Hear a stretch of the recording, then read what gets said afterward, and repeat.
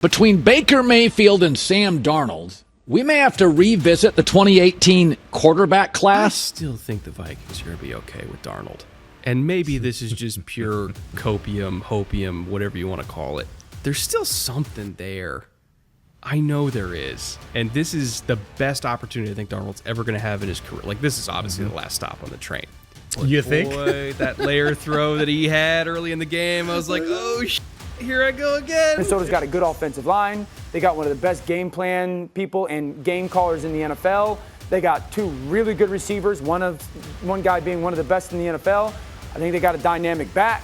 Hawkinson's going to come off injury. I absolutely think that Sam Darnold is good enough to have the Vikings as a playoff football team. So far in the 2024 season, the National Football League has belonged to Sam Darnold. Darnold and his Minnesota Vikings currently sit atop the entire NFC with a perfect 5-0 record. And I mean, honestly, following their victory over the Jets in London last week, they look like one of the best teams in the NFC right now. Darnold himself is looking like the player that the New York Jets hoped they were getting when they drafted him 3rd overall in 2018.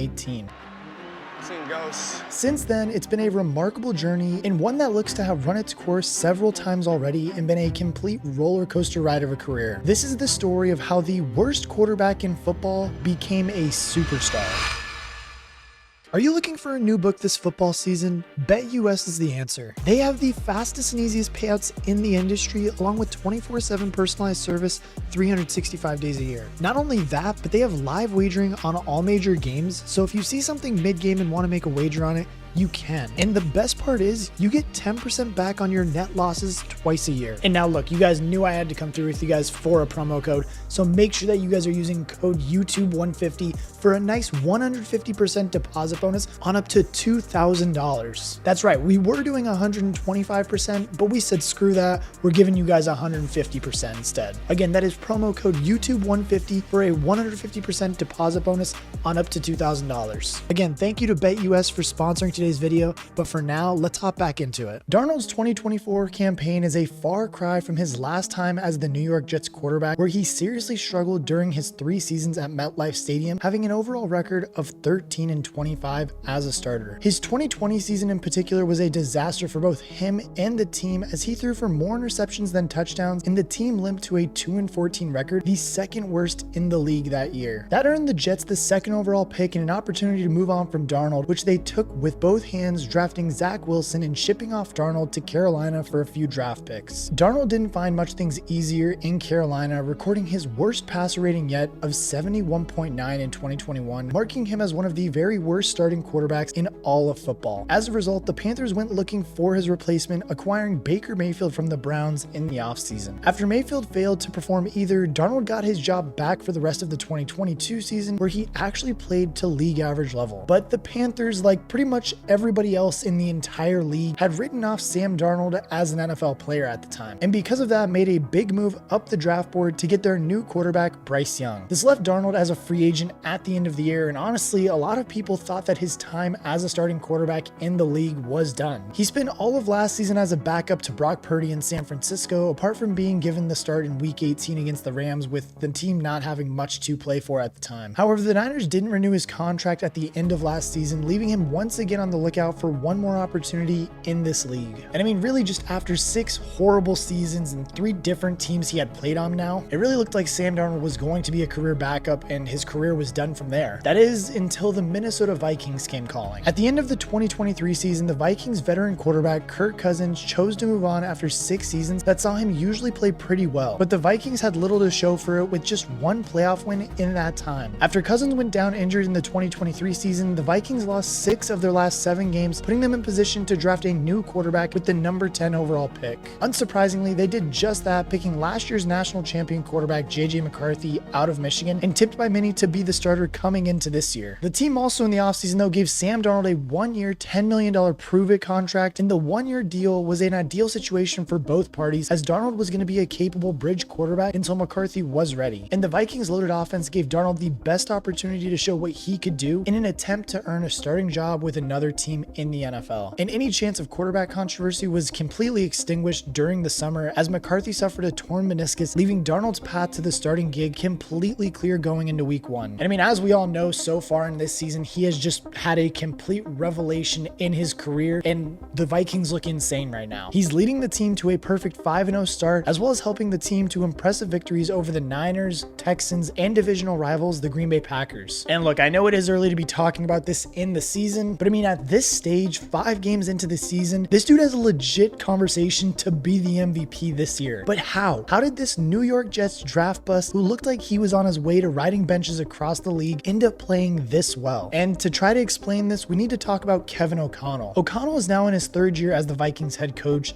having joined the franchise after the departure of Mike Zimmer at the climax of the 2021 season. O'Connell is yet another new coach from the Kyle Shanahan coaching tree, along with the likes of Sean McVay and Matt LaFleur. And yes, I know O'Connell hasn't had some of the success that the other guys that I just listed have had, but the dude absolutely knows how to run an offense. Like, I mean, the team is top 10 in yardage in both seasons, even when Kirk Cousins went down with an injury last year. And most interesting of all, O'Connell and Darnold go all the way back, with the Vikings head coach clearly retaining more faith in him than most. Going all the way back to when Darnold was in high school, O'Connell first came across him at a quarterback camp for the best young signal callers in the country. Even back then, O'Connell saw the potential in a teenage Darnold, citing his work ethic and his toughness as well as his talent. While Darnold was in college, O'Connell was an offensive coach at Washington, still keeping an eye on his performances at USC, where he led the team to a Pac-12 championship over Stanford in his final season. O'Connell has spoken about the qualities that he saw in Darnold, which cemented his confidence that he absolutely had the tools to be an impressive NFL starter. And Darnold so far has repaid O'Connell's faith in him as one of the league's best quarterbacks through 5 games. In each of his first 4 starts, Darnold had a passer rating north of 100, largely as a result of a high completion percentage, being careful with the football, and not forcing passes that aren't there. This has often been a staple of O'Connell's offenses, with his teams tending to pass more than others, with an increased focus on short passes. In his first 2 seasons, his Vikings had the 3rd most dropbacks in pro football and saw just 9.4% of the team's passes travel more than 20 yards, one of the lowest marks in the league. And as we've said before, it seems like O'Connell honestly just believes in Darnold more than anybody else in the league seems to have believed in Darnold, even including himself. But on top of that too, he's also managed to find a guy that can run the type of offense that basically O'Connell wants to run and have him lead it on the field. Like, he might not be putting up the numbers that Kirk Cousins was doing originally when he was with the Vikings, but he is running this offense effectively and efficiently as well. It doesn't look like much of a downgrade right now. With the exception of an incredible 97-yard touchdown to Justin Jefferson against San Francisco, this Vikings offense hasn't been full of big flashy plays, but this offense has been designed to get the very best out of Darnold, and O'Connell and his staff have played a big part in that. I mean, of course, so have several other key offensive players as well. It's impossible to talk about how good Darnold has been without talking about superstar wide receiver Justin Jefferson, probably the league's very best player at his position. Jefferson is just one of those rare wideouts who can change any game regardless of who his starting quarterback is. His ability to get open and make catches in tight coverage is honestly second to none, and he gives every defensive coordinator in this league sleepless nights. As good of an offensive mind as Kevin O'Connell is, you can't deny that having Jefferson on your roster doesn't make game planning a little bit easier. We also have to talk about running back Aaron Jones, who joined in free agency from the Packers for this season. At nearly 30 years old, Jones still is one of the league's top backs and ranks 7th amongst all players in scrimmage yards so far this season before their bye week. With a tailback like Jones establishing the run and being a weapon in the passing game,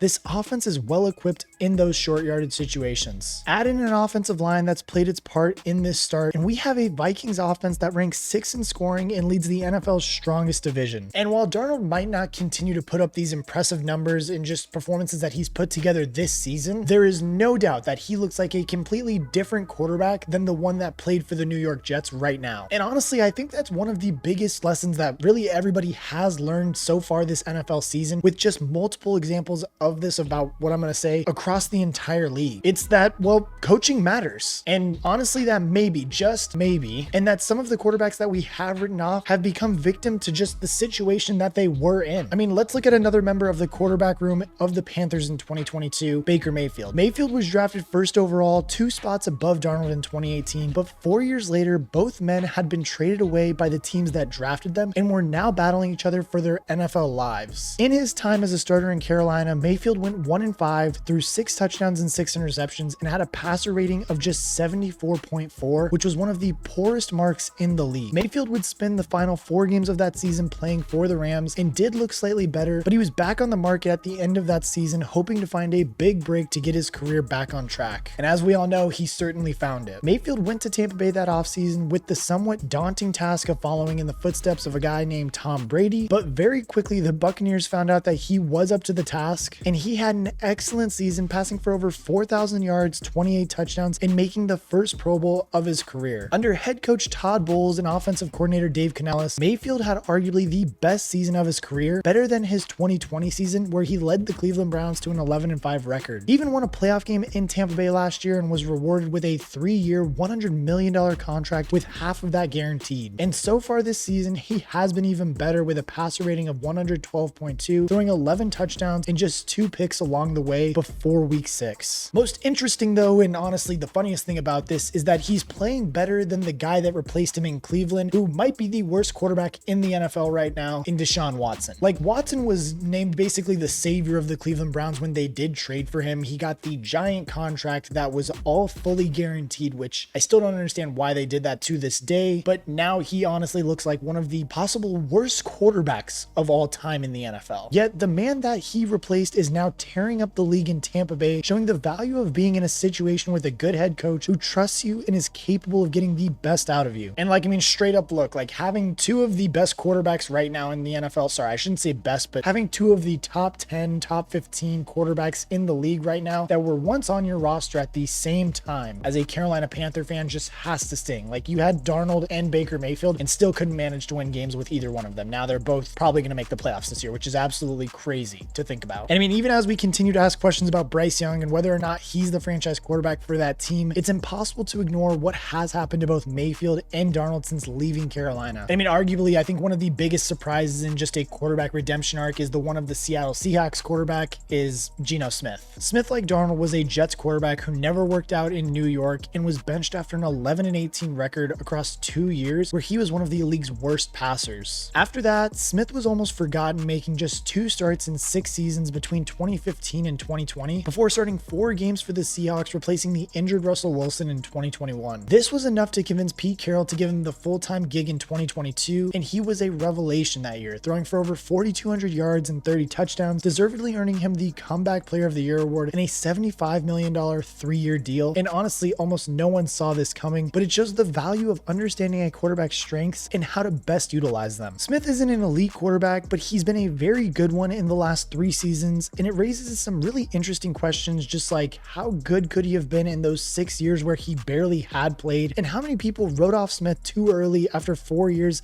in the quarterback graveyard that is the New York Jets. Which all of that basically brings us back to Sam Darnold. While he wasn't at his best in week 5, he and his Vikings have shown his old team across the last 5 games exactly what they could have had with better coaching and better offensive weapons. Like, I mean, hell, even Aaron Rodgers, who is a future Hall of Famer, looks pretty ordinary playing for the Jets right now. But look, whether it's Darnold and the Vikings and they can keep this up for the remainder of the season is going to be seen, of course, but he and several guys like him have emphasized the importance of good coaching and the importance of quarterbacks being given the right opportunities to succeed. Right now, Darnold looks like the good pick to be crowned Comeback Player of the Year or maybe MVP, and he's only 27. This offseason, the Minnesota Vikings were once again looking for a franchise quarterback, and maybe they've already found him. But I want to know what you guys think. What do you think of Sam Darnold's just huge redemption arc that we have seen this year? It's honestly just kind of crazy to see all these quarterbacks across the league just completely just getting revenge on the entire NFL. It's just a complete revenge tour for all these guys. Let me know what you guys think. Also, just the NFC North in general looks crazy. Let me know what you guys think, if the Vikings are going to win it or the Packers or Lions going to come back and surge and win. Let me know down in the comment section. And as always, if you guys can, make sure you guys like, comment, and subscribe. And as always, I will catch you guys in the next one.